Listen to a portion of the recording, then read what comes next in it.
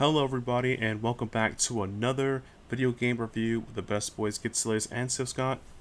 Hello. And this time around, we'll be reviewing a RPG called the Outbound Ghost. Scott, give them more details about the game. Alrighty, so the Outbound Ghost is a party-based RPG that's akin to the Paper Mario game, like the OG one. And it's developed by Conradical Games and published by Digirati. Digirati supplied us with this review key, so thank you very much. That's right. We thank you so much for giving us the key. And for you guys viewing the channel, be sure to subscribe to the channel. Hit the bell as well. Be notified next time we go live with content. And if you want more Outbound Ghost things to watch, we have a couple of videos on the channel. You'd probably love to check that out as well. And while you're at it, check out some of our other videos as well. We got trailer reactions, gameplay, and other video game reviews you might be interested in seeing. And without the way, let's start the video. Now, the first thing we want to talk about in this review is the first thing we start with anything. Let's talk about the graphics and aesthetics. So, as Sif Scott mentioned before, this game is very, at least inspired by Paper Mario. The characters and enemies are all two-dimensional in a three-dimensional world. You see the outline, hence the Paper Mario aesthetic. They even do Paper Mario things like walk 2D and 3D places. That's kind of cool. Yeah, I really like how it looks, and I really like the just the ghost designs in general. The farther you get in, they look a lot more unique, and they continuously look more and more just interesting. Yep. And what also aesthetically about the game is not the world itself looks really interesting. It does feel like you're walking into this abandoned town or abandoned world. There's no people left. It's just you and your other ghosts you fight, wink wink, and people you meet on the way, which I think is really interesting because people are trying to pass on, so it's stuck in this weird purgatory hell thing. Yeah, you're anchored down, but yet you don't know why, which is a sad day. True. And even the ghosts you use in combat actually all look unique and different in their own ways. So I think for myself, I feel the graphics set is a solid 5. It feels the game. It has a spookiness to it. There's a sense. It just kind of all works out well in this package. I would 100% agree with that. I would say a 5 is definitely deserving of this game. Yep. And the next thing we'll get into is the audio and the sound effects. Now, how does this game sound and everything works? The music in this game is well done. It has a lot of interesting tones from different music, from when you're traveling the sewers to traveling the forest, the graveyard, or going to someone's house. It's the music is good, but not engrossing, where it overtakes everything. It has this very like lo-fi kind of chill kind of vibe, you know? Yeah, I think it really kind of helps with the vibe of this game too, because it doesn't seem like this, at least the parts that I remember, it doesn't seem like you had too much of an emergency going on, so the music wasn't trying to initiate it as much as you're just trying to explore this world, try to figure it out. Yeah. And the sound effects of the game does, like I said, has some more aspirations where you hear the biff, the pow. It has like a cartoonish feel when you hit enemies or when you receive damage. So it's kind of, it works at what it works at. Is it the best? Maybe. Scott, how do you feel about the audio and the sound effects? I wouldn't say it's the best, of course. I think that the lo-fi is both a hindrance as well as a helping for it, just because it kind of gave us, especially as we were talking about it before, it makes it seem a little less engaging at times, especially like in combat where things just seem to drag and the music doesn't seem to help it that way. So I think a 4 would be where I would probably put it at. Honestly, I feel the same way. It's good at what it does, but it's better. It's better than average, but it's not supremo. But it helps the game, but it hinders it very smallly. Definitely a 4. And now we get to the meat and potatoes of the Outbound Ghost. The Outbound Ghost is an RPG, and as we're RPG nerds, we gotta talk about that gameplay. Alright, so the Outbound Ghost is essentially you, the nameless character. We just called I Don't Know, by the way. His name's I Don't Know. He's amnesiac. He doesn't know his real name. Of course not. Exactly. You obtain emotions through connecting to other ghosts and gain their ability. By talking to Mary, you gain camaraderie, which is an assistant ghost. Your first ghost you get on your own is called Regret. Hilarious.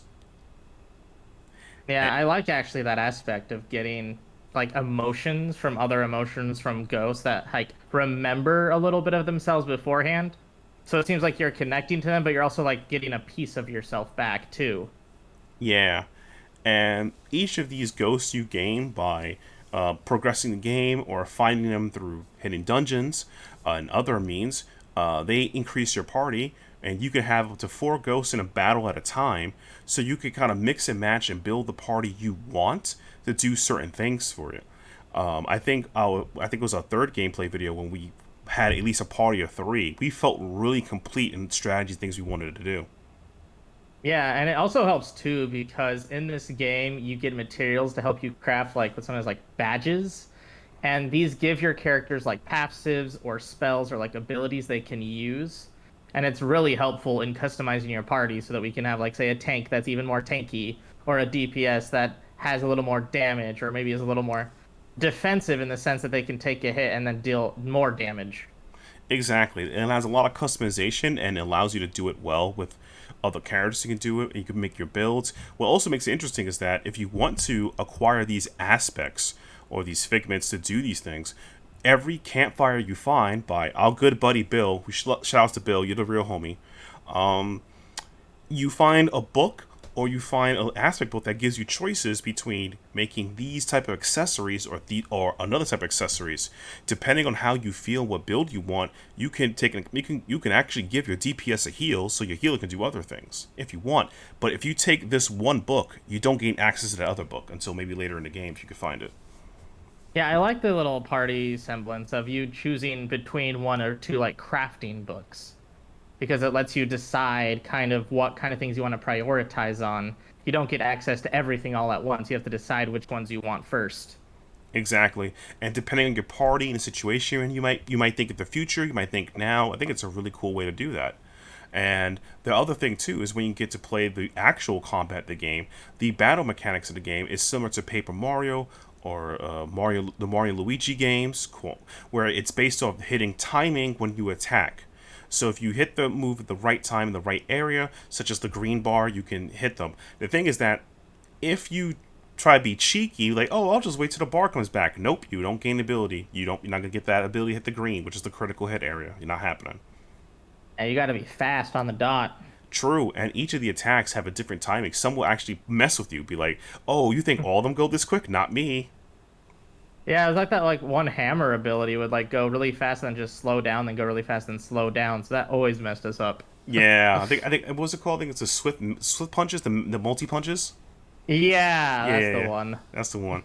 But and then I think sometime during like there was our second or third gameplay video, we managed to hit the perfect meteors at like half their life. That was sweet. Once you get that timing, it feels so good to hit that right timing on them.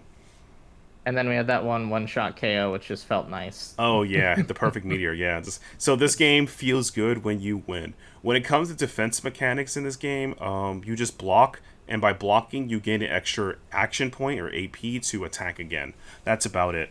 Some characters can exploit this AP system, some can't, and each character with their starting points, may have a certain amount of AP, some don't, which adds more depth of strategy to playing the characters the way you want.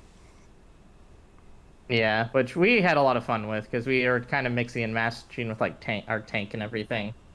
Yeah.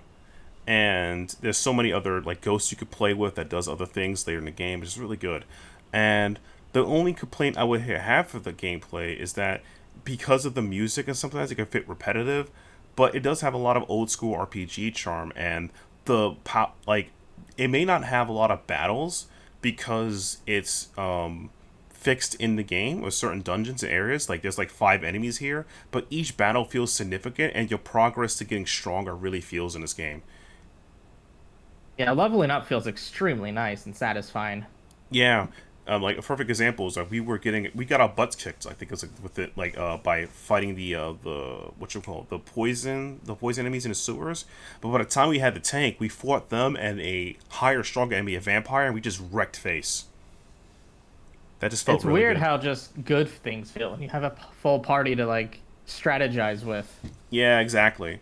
And I think that's good. That's a good feeling to give. And I have to give the gameplay, even though that there are elements that I feel like a bit slowed down, mostly because of the music, and be a bit repetitive because once you figure out the pacing, you're just kind of just going through the motions.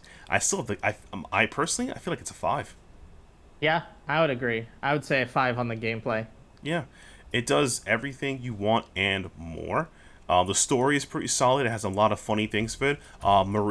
Mary's my favorite ghost. I always said Marie. Marie. God, my French is kicking in again. I love Ken is a jerk, but he's great.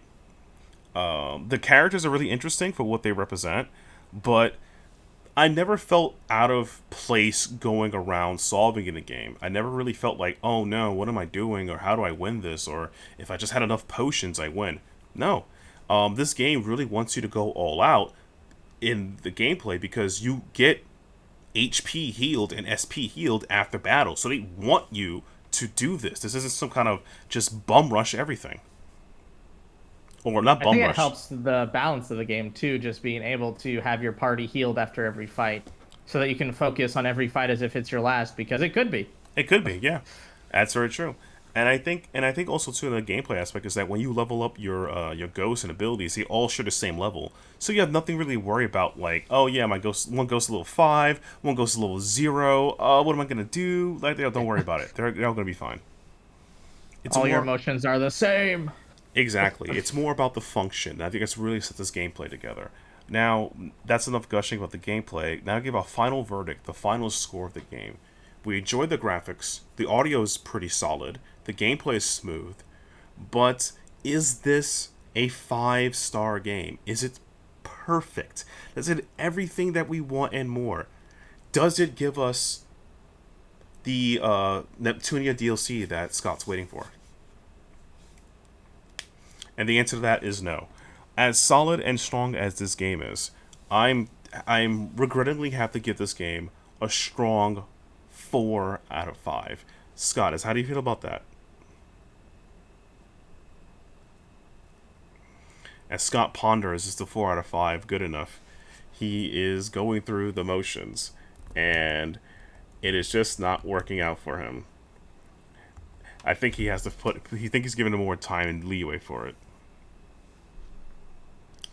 So I'm going to give him a quick second to give him more thoughts about it. Let's say 4 works very well. 4 or 4.5. I'd say actually probably 4.5. A 4.5. Oh wow, you came through with a quickie. I was worried that you had to pontificate more about it. It I did had to not. think. You had to think, yeah. But honestly, a 4.5, that is probably a little bit too. It's a solid game. Is it super perfect? No. Most of the game's downfall comes from, I would say, a little bit is the battles can feel a bit of a drag and some repetitiveness because you figured out the motion and everything. Not everything feels fresh. And I would say some of the story elements feel a bit weird, but it's because it is what it is. It's a but is it like, oh no, these things ruin it? No, it's still a game we highly recommend and you check out. It's gorgeous. It has a lot of things going for it, but to be perfect, this game will have to need a little more there. But the fact it's so close to Sun, man, if they make a sequel or another game, they will get a 5 for sure if they continue the path they're going. I agree. I really want to see more of this world. Yeah, and my only thing to me is like to only the only slight improvement I would say for the game is maybe try to make the music a little more engaging when you're in battle, so you can feel that tension a bit more. And I would probably say maybe make the character walk a bit faster. Sometimes I felt a drag just walking around half the time, you know? That's fair. That's very fair. Yeah, nothing felt truly as urgent, but the battles were intense. Yes, they were. Yep. And with that, we thank you guys for checking out our review of the Outbound Ghost, this phenomenal RPG that is inspired, has some inspirations from the Paper Mario series. I think that this game is well worth your time and money to check out. And Scott, got any final words? I think you should all try it out. I think you should see more indie RPGs, and especially those that are based off of Paper Mario, because that's a fantastic game that we need more of. Yeah. I feel like the Paper Mario games off of tangents kind of hit or miss, at least the modern era, from the Origami King to the Thousand Year Door, or people call it Thousand Year Boar.